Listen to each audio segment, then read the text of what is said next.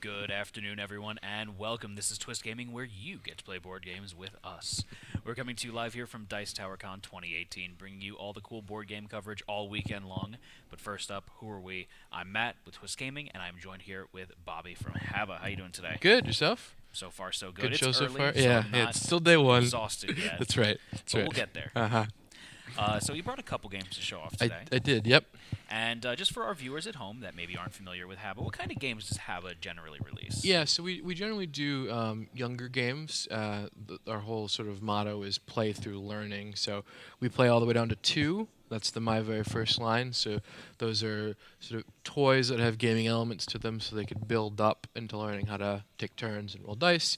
We play all the way up through adults and regular gamers. And this Iquazu, this game here, is part of our family games line. So that's the sort of next step up, the little bit more advanced games that you can play with your kids. All right. And so the first game up here, I'm so bad with names. One more time on Iquazu. it. Iquazu. Yeah, Okay. IQ. Kind of looks like a G on the box, but it's IQ. Gotcha. All right, so I'm going to switch over to the board cam here. And so let me straighten that out just a tad. So what kind of game is Iquazu? Yeah, so this is an area control hand management game. So you're trying to have the majority of your colored gems in any of these columns and rows for points. So turns are really simple. There's only 2 actions you can do. You get to do one of them on your turn.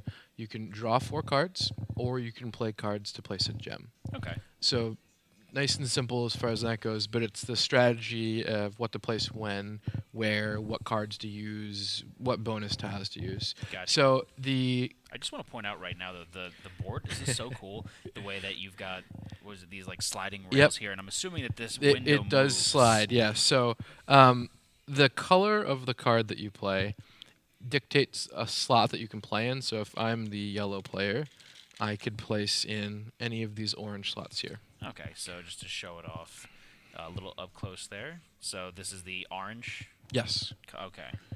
And then the number of cards you play of that color dictate the column I can play in. So 1 orange, I can play in any of the open orange slots in the 1. 3 orange, I can play in any of the open slots in the 3 column. That's important because in ties, so if we're both tied for the majority of gems in this column when it scores, whoever's furthest to the bottom will break that tie. So why you might want to play just the 1 orange first there is because now I control the tiebreaker for the round. Right. A round ends when there's no spaces left in a column. Okay. And that can happen one of 2 ways. Either we fill the column up with our gems, or after the last player each round, a water droplet will get placed in the topmost empty space, Ooh. which will cause the column to fill up. Okay. So if either of those 2 things happen where the column fills, we'll score down the column for points. In this case, we're set up for 4 players, so there's a first, second, and a third. And then we'll score across. It's 5, 3, 1 for first, second, third. And then we'll score across each row for these bonus tiles. So same thing. It's majority of gems. So if we're like that, we're tied, but I'm furthest to the right in this case. So I would win the tiebreaker there. Whereas obviously, if you had 2 versus 1, you'd win the tiebreaker there. Okay. So we scored down the column for points across every single row for bonus tiles. These are just card draw, because you can't draw cards regularly on your turn. You have to spend one of your actions to do that. So instead of spending an action, you could just take cards. So I could still play gems and draw cards on a turn. So how many cards would you draw with an action? 4. 4 cards. Yep. Okay. So this lets you. This is basically just doing that for free, taking 2 cards. This is a wild gem placement, so you can play any combination of colors. It's just the number that dictates where you're playing. So if I were to use this with this combination, I could play in row 4, and it could be any color gem that I want to. Oh, that's handy. This is just flat victory points, and this is take another turn immediately. So, Double them up. Gotcha. yep. So then the interesting part is once we score the column for points and score the row across, this whole thing slides over. That's so cool. So this obviously is covered, so those gems are no longer in play for counting majority. That's why playing on these spaces over here is more expensive. It takes more cards to play, but it becomes more valuable later on because it's going to stay in play longer. So these would have been removed when we scored it. We reveal a new set of bonus tiles and continue on with the round. Very cool. And so then since the columns shift too, then it's cheaper to play all the way to the left. Exactly. as So the game's so the progressing. 2 now becomes the 1. The space with the bonus tiles is now the new 5. So yeah. And then so the game ends when we score this column here, the red column, which is the most valuable for the game.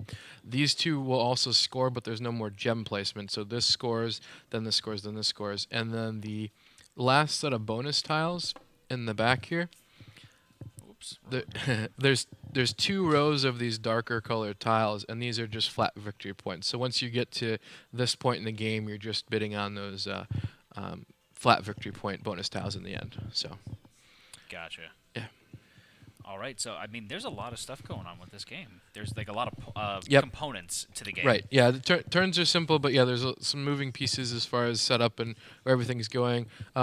These here are double-sided for variable play. Oh, so you can So- increase your replayability Yep. then. Oh, that's really cool. And then the bonus tile placement is random, so it's going to be different every time too. There's a different scoring set for number of players, so we have the 4-player scoring set in there, but you can play down to 2. So there's a 2, 3, and a 4. Oh, so it's just a separate tile that gets Yep, swapped out. exactly. Oh, So that's this neat. one's double-sided as 3 on the other side, and the one in the box has the 2 on that side. So there's no confusion as to how many points you're scoring. Very cool. Yeah. So, what would you say is your favorite aspect of this game here? Yeah, I mean the sliding board is awesome, both because it's visually cool, but it actually Yeah.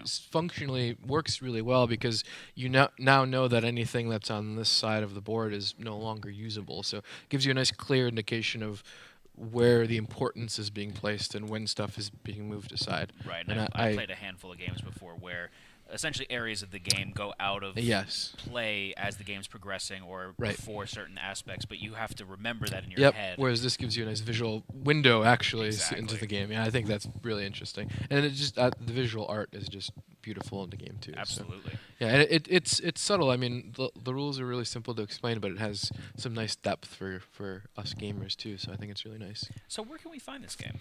It should be available for full wide release, so your local game store should have it. HABA USA has it. Amazon should have it. All the regular places that you should be able to find it at. We're big proponents here at Twist Gaming of supporting your friendly local Absolutely. game store. Yeah, so it should be in full distribution. So and if they don't have it, ask. They should be able to get it from whatever distributor they use. And what's list price on this? This is 50. Okay, very cool. All right, so is there anything else that you wanted to point out again? And Iquazu. Iquazu. Iquazu, yeah. I keep wanting to say iguana. Yeah. Everybody likes to say Iquazu too with a G. I mean, it's fine. 2 to 4 players, plays in about 30 to 45 minutes for 8 and up, give or take. It's not super complicated, but like the valuing of where to place stuff when is 30 maybe a to little more 45 is advanced. good, though, considering that it seems like there's a lot of components in this game, and you would almost expect it to bloat out the time a little Yeah, bit more. I mean, I just demoed a 2-player game before I came over here, and we got done in like 20 minutes. So, and that was with 2 new players that hadn't played before. So, the number of players pushes that up to that 30 to 40 minute mark, but it's generally pretty fast. All right. Because your very turns good. are so simple, so it's just a little bit of maybe AP figuring out where to place when, but you're not doing a whole lot on your turn. You only got 2 things to pick from. So Of course, it's always going to be dependent on the players. How exactly. fast people. Take yeah, their yeah, turns. absolutely. So All right. So, if there's anything else that you wanted to speak about this game before we switch over I to think what that's else you it. brought us Yeah, today? no, I think that's everything. All right, so we'll do a little soft sign off here. So thank all of you for watching at home. Stay tuned. In just a minute, we're going to switch over to some more goodies from HABA. But for now, this is going to be Matt from Twist Gaming signing off at Dice Tower Con 2018. Goodbye, everyone.